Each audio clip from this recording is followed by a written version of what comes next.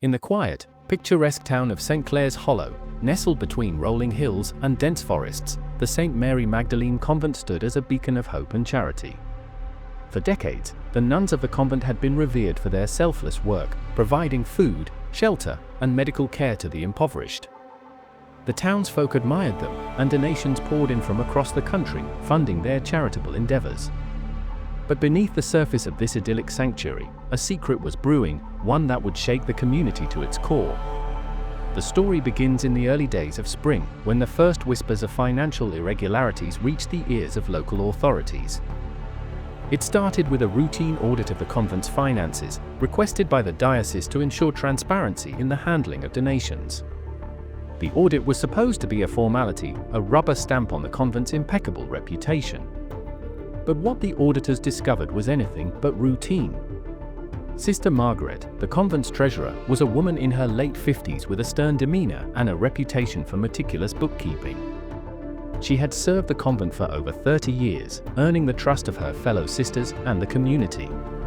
Her counterpart, Sister Agnes, was the convent's outreach coordinator, a charismatic and compassionate woman who had a knack for inspiring donors to open their wallets. Together, they were the backbone of the convent's operations, and their partnership seemed unshakable. But as the auditors dug deeper into the financial records, discrepancies began to surface. Large sums of money, totaling over $3 million, had been diverted from the charity's accounts over the past 5 years. The funds, earmarked for food, medical supplies, and housing for the poor, had vanished without a trace. The auditors were baffled. How could such a massive amount of money disappear without anyone noticing? The diocese immediately alerted the local police, and Detective Marcus Hale was assigned to lead the investigation. Hale was a seasoned investigator with a reputation for cracking complex financial crimes. He had seen it all: embezzlement, fraud, money laundering, but this case was different. The suspects weren't corporate executives or shady businessmen, they were nuns, women who had dedicated their lives to serving others. Hale began his investigation by interviewing the sisters at the convent. The atmosphere was tense, and the nuns were visibly shaken by the allegations. Sister Margaret and Sister Agnes, however, remained calm and composed. They denied any wrongdoing, insisting that the missing funds must be the result of a clerical error or a misunderstanding. But Hale wasn't convinced. His instincts told him there was more to the story. As Hale delved deeper, he uncovered a web of deceit that was far more intricate than he had anticipated. The missing funds had been funneled through a series of shell companies, each one more obscure than the last. The paper trail led to offshore accounts in the Cayman Islands, a notorious haven for money laundering.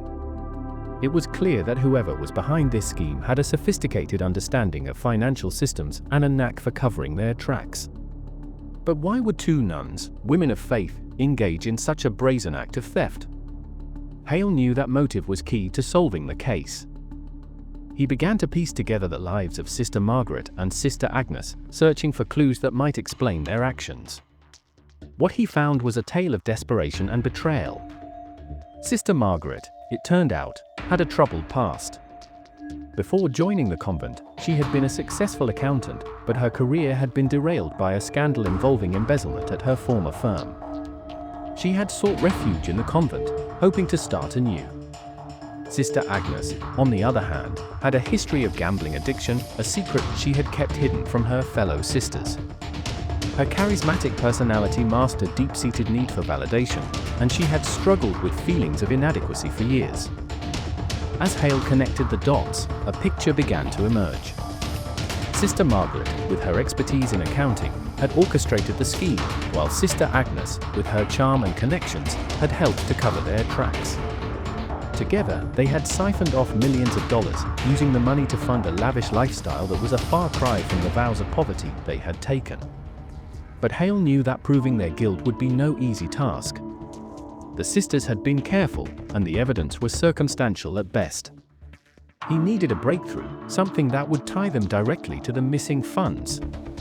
That breakthrough came in the form of a young novice, Sister Beatrice, who had recently joined the convent. Sister Beatrice had always been curious, and she had noticed strange behavior from Sister Margaret and Sister Agnes. She had seen them whispering in corners, exchanging cryptic glances, and spending long hours in the convent's office. One night, unable to contain her curiosity, she had sneaked into the office and found a ledger hidden in a drawer. The ledger contained detailed records of the missing funds, along with notes on how the money had been laundered through the shell companies. Terrified but determined, Sister Beatrice took the ledger to Detective Hale. It was the smoking gun he had been searching for. With the ledger in hand, Hale was able to trace the flow of money directly to Sister Margaret and Sister Agnes. The evidence was irrefutable. As the investigation reached its climax, the town of St. Clair's Hollow was thrown into turmoil. The revelation that two of their most trusted nuns had betrayed their vows and stolen from the poor was a devastating blow. The convent, once a symbol of hope, was now tainted by scandal. But for Detective Hale, the case was far from over. He knew that bringing Sister Margaret and Sister Agnes to justice would be a long and arduous process. The legal battle would be fierce, and the sisters would fight tooth and nail to protect their secrets. But Hale was determined to see justice served, no matter the cost. As the first act of this gripping tale comes to a close, the stage is set for a confrontation that will test the limits of faith, trust, and justice. The town of St. Clair's Hollow holds its breath, waiting to see how the story will unfold. And Detective Marcus Hale, armed with the truth, prepares to face the battle of his career. The discovery of the ledger was a turning point in the investigation, but Detective Marcus Hale knew that the battle was far from over. Sister Margaret and Sister Agnes were not going to confess easily. They had spent years building their facade of piety and trustworthiness, and they would use every tool at their disposal to protect it. The confrontation between Hale and the two nuns would be a high-stakes game of cat and mouse, with the truth hanging in the balance. Hale began by securing warrants to search the convent's offices and the personal quarters of Sister Margaret and Sister Agnes. The search yielded a trove of evidence, hidden bank statements, encrypted files on Sister Margaret's computer, and a collection of luxury items stashed in a storage unit under a false name. Designer handbags, expensive jewelry, and receipts for lavish vacations painted a stark contrast to the humble lives the nuns were supposed to lead. It was clear that the $3 million had not been spent on charity. But the most damning evidence came from Sister Agnes's laptop. Hale's tech team managed to crack the encryption, revealing a series of emails between the two nuns and their offshore contacts. The emails detailed the creation of shell companies, the transfer of funds, and even plans to expand their scheme. Sister Margaret's meticulous nature was evident in the spreadsheets and financial models she had created to track the stolen money. Sister Agnes, meanwhile, had used her charm to forge relationships with wealthy donors, convincing them to contribute to fake charitable initiatives.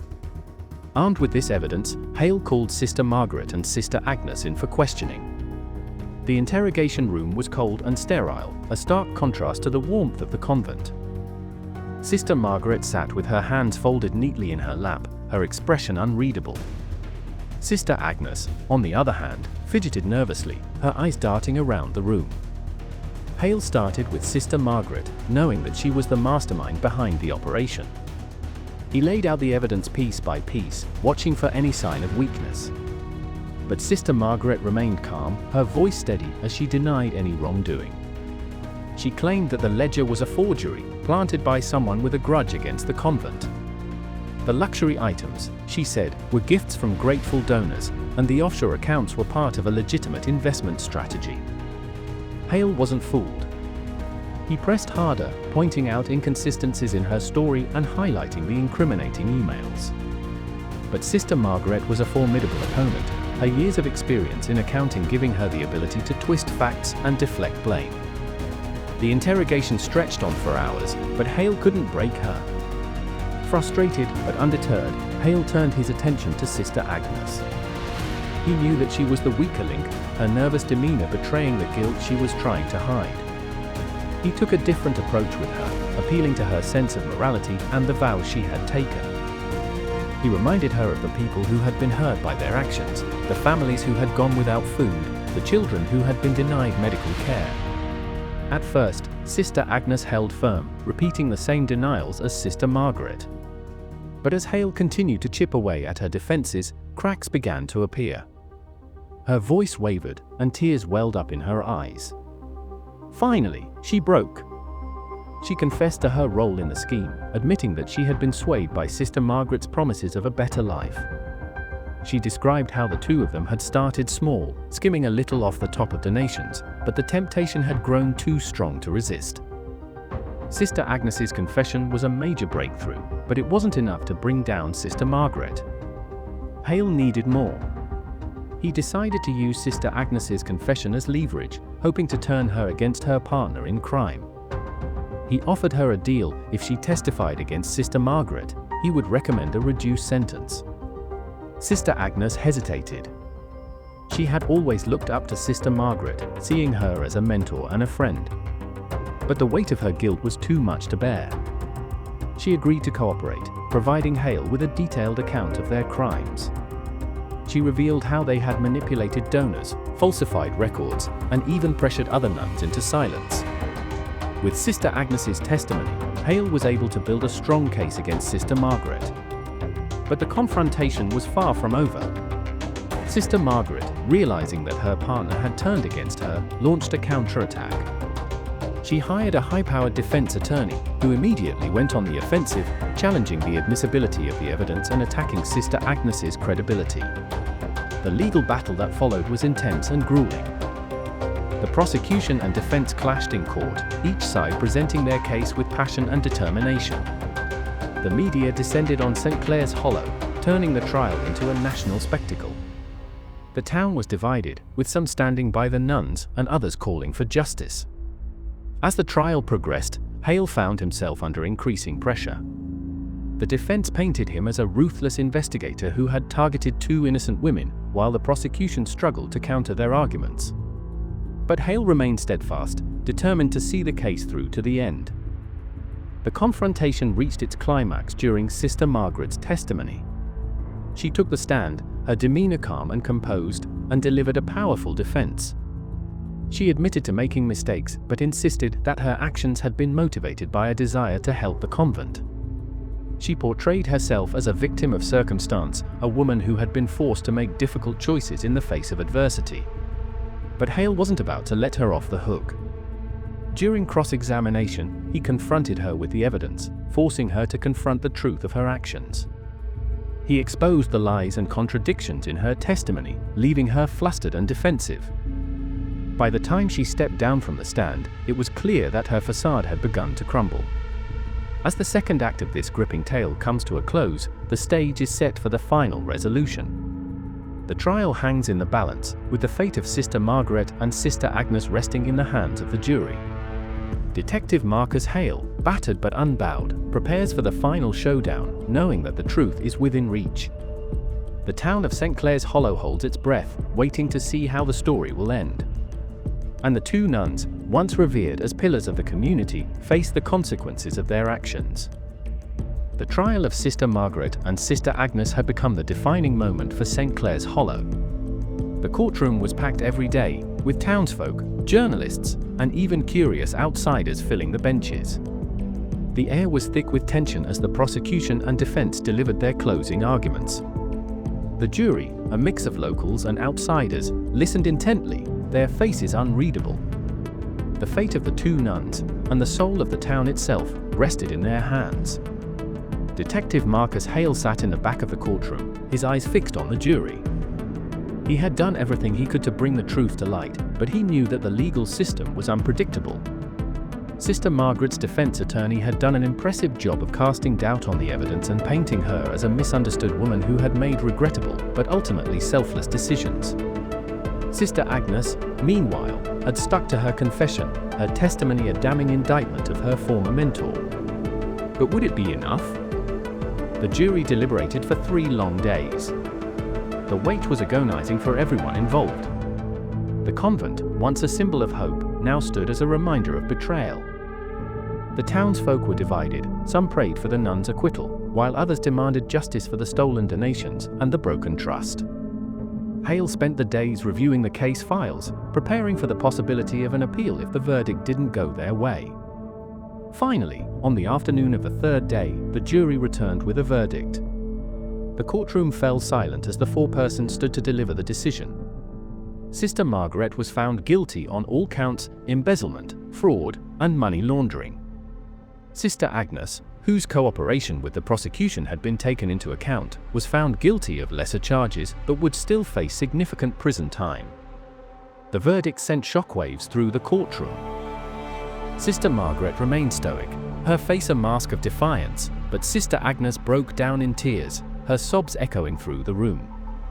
Hale felt a mix of relief and sadness. Justice had been served, but the cost had been high. The convent's reputation was in tatters, and the community's faith in its institutions had been shaken. In the weeks that followed, the fallout from the case continued to ripple through St. Clair's Hollow. The diocese took control of the convent, appointing a new treasurer and implementing strict financial oversight to prevent future abuses. The stolen funds, or what remained of them, were recovered and returned to the charity's accounts. The town began the slow process of healing, but the scars would remain for years to come. Sister Margaret was sentenced to 15 years in prison, a stark contrast to the life of service she had once led. Sister Agnes received a lighter sentence of 5 years, with the possibility of parole for good behavior.